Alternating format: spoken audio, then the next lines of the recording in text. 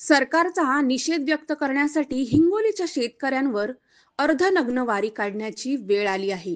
हे शेतकरी हिंगोलीवरून चालत मंत्रालयाच्या दिशेने जात आहेत। सरकारने निवडणुकीच्या पूर्वी आश्वासनं दिली होती, मात्र ती पूर्ण न केल्याने आमच्यावर ही नग्न वारी काढण्याची वेळ आली आहे, असे संबंधित शेतकऱ्यांनी म्हटले आहे। सरसकट कर्जमाफी, सरसकट पीक विमा, कर्जासाठी सिबिलची अट रद्द करणे, अशा एक न अनेक शेतकऱ्यांच्या अटी आहेत। त्यामुळे शेतकरी न्याय मागण्यासाठी आता मंत्रालयाच्या दिशेने जात आहेत।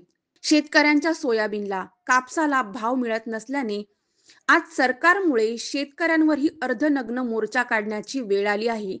जर शेतकऱ्यांना सरकारने न्याय दिला नाही तर त्याचा परिणाम संपूर्ण महाराष्ट्राला भोगावा लागेल, असे वक्तव्य हिंगोलीचे सगळे शेतकरी अर्धनग्न अवस्थेमध्ये मंत्रालयावर आपली दशा घेऊन निघालेले आहेत। सरकारनं कर्जमाफीचं जे आश्वासन निवडणुकीपूर्वी दिलं होतं ते पूर्ण केलं पाहिजे, अशी या शेतकऱ्यांची मागणी आहे। आणि सोयाबीन आणि कापसाचा भाव परवडत नाही म्हणून प्रति क्विंटल 3,000 रुपये भाव फरक दिला पाहिजे आणि कर्जमुक्ती केली पाहिजे, हक्काचा राहिलेला पीक विमा दिला पाहिजे।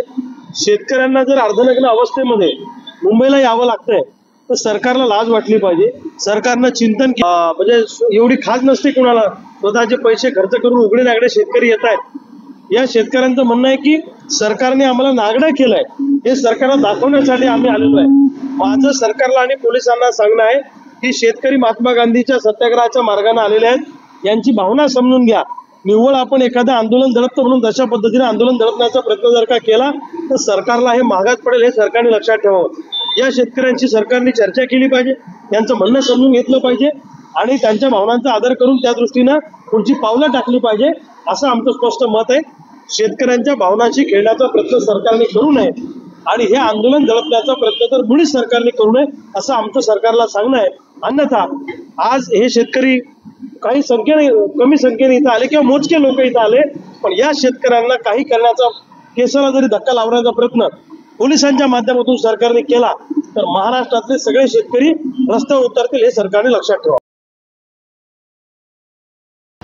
हिंगोली जिल्ह्यामध्ये दादा मागील 3 वर्षापासून हिंगोली जिल्ह्यामधला शेतकरी कधी अतिवृष्टीने तर कधी त्या ठिकाणी दुष्काळाने पिसला गेला आणि या हिंगोली जिल्ह्यातल्या शेतकऱ्यांनी जे पीक कर्ज घेतलं होतं ते पीक कर्जाचा एवढा मोठा बोजा शेतकऱ्यांच्या डोक्यावर आज आलेला आहे की तो त्याच्या सातबाऱ्याला, तो त्याच्या घराघराला, तो त्याच्या मुलाबाळाला सहन होईनासा झाला। सरकार इथून मदतीच्या घोषणा करते, लाखो करोड रुपयाच्या घोषणा होतात, शेतकऱ्याच्या पदरामध्ये दमडी परत नाही। या सरकारने हे जे नाटकं चालवलेले आहेत ते बंद करावे, शेतकऱ्यांच्या तोंडाला पानं पुसण्याचं काम सरकारने बंद करावं व निवडणुकीपूर्वी जी घोषणा केली होती की शेतकऱ्यांचा सरसकट कर्ज आम्ही त्या ठिकाणी माफ करू, ते सरसकट कर्ज या सरकारने माफ करावं। आम्ही असे तसे नागडे झालो नाहीत, सरकारने आम्हाला नागडे केलेले, सरकारने आम्हाला रस्त्यावर आणलेले।